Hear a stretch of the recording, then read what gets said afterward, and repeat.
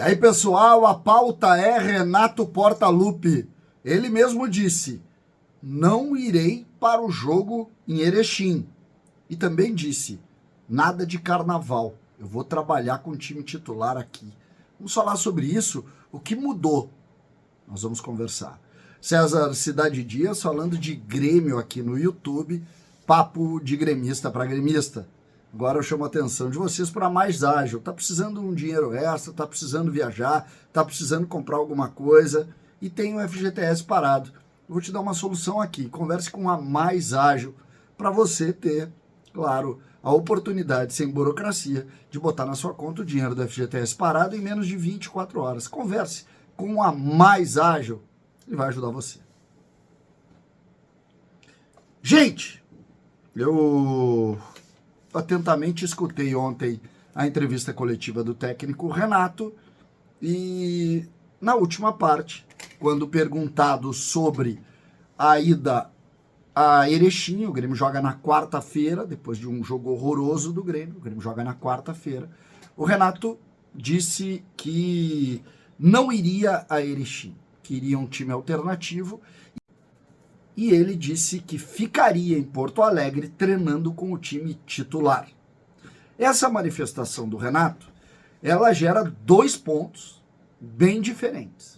O primeiro deles, o ponto da crítica, que olha o fato de o Grêmio estar jogando um campeonato oficial, o Campeonato Gaúcho, precisar de resultados, e o treinador, o comandante, não ir para um jogo tão importante para o Grêmio.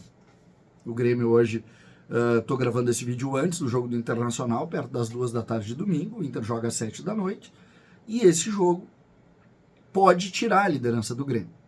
Na outra rodada, o Grêmio sai para esse jogo em Erechim, o Inter joga com a equipe do Brasil de Pelotas no Beira-Rio. Ou seja, o Grêmio pode inclusive ficar atrás em pontos, se não vencer, e aí tudo complica para o Grêmio. Isso, naturalmente, se o Inter fizer vitória no jogo contra o São José hoje à noite. Então, este é um ponto crítico, um ponto de análise, mais do ponto de vista crítico da necessidade do Renato estar com o processo todo. Dito isso, nós vamos para a segunda parte. A mudança de procedimento do próprio Renato em relação a ele nos anos passados. No ano passado, o Renato faz o jogo de sábado em Erechim. O Grêmio joga em Ijuí. O Grêmio joga um jogo à tarde, sábado à tarde, em Ijuí.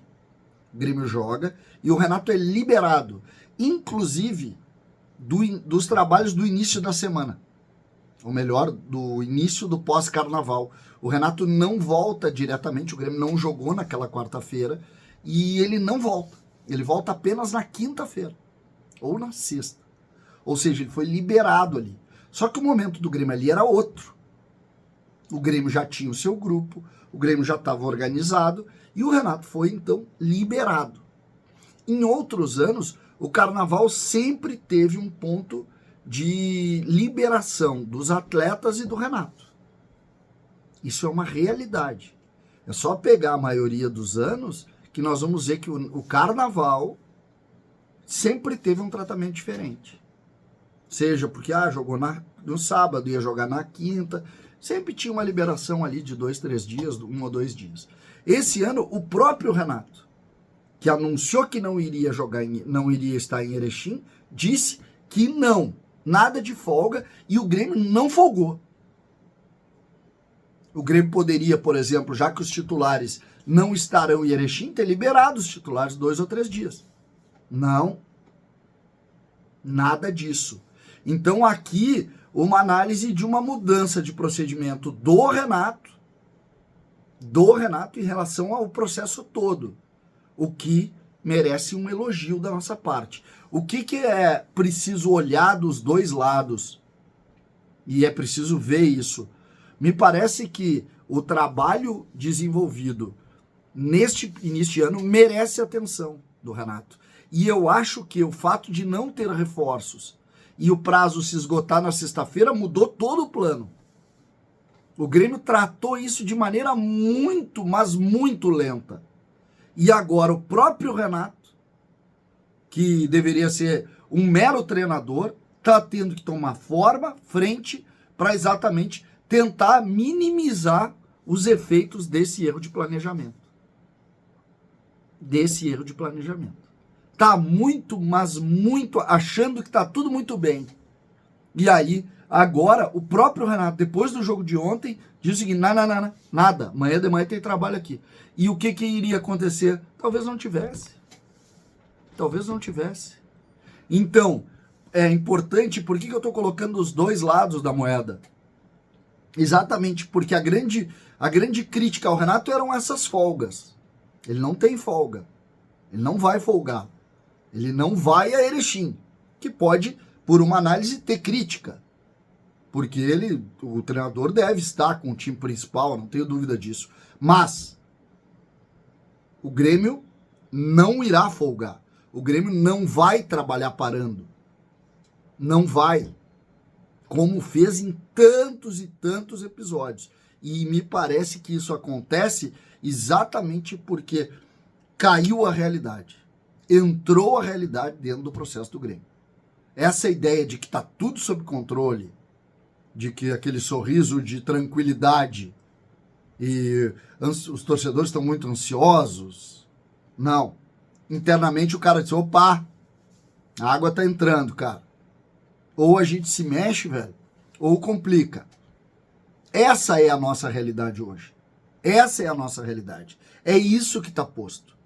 E me parece que o Grêmio meio que entrou num campo de entendimento de que precisa agir de forma muito rápida. Lembrando, 5 dias. 5 dias para acabar a inscrição. O centroavante chega amanhã. O Duqueiroz ainda não foi nem anunciado. A esperança é que até hoje a gente possa ter esse anúncio. E depois outros jogadores que precisam chegar. O Renato falou em 3 ou 4 titulares lá naquela primeira entrevista lá, quando a coisa começou a complicar. Ele disse, estou trabalhando diretamente nisso e fica claro que isso tem a ver com esse episódio aqui. Claro, se a coisa tivesse muito mais tranquila, eu aposto com vocês como nós teríamos os procedimentos iguais a outros anos. Só que a coisa não está tranquila. E essa é uma boa notícia para o torcedor. Quando internamente os dirigentes e o treinador começam a entender que é necessário uma mudança de procedimento, estamos num bom caminho. O problema desse negócio aqui é quando a gente não pensa isso. Quando a gente não pensa. Quando a gente acha que está tudo bem e que o problema é a ansiedade dos outros. Não. O Grêmio precisa entender que Grêmio, precisa melhorar. E me parece que essas relações e essas mudanças de situação e de planejamento são muito boas para o clube. César Cidade Dias, falando de Grêmio, aqui no YouTube.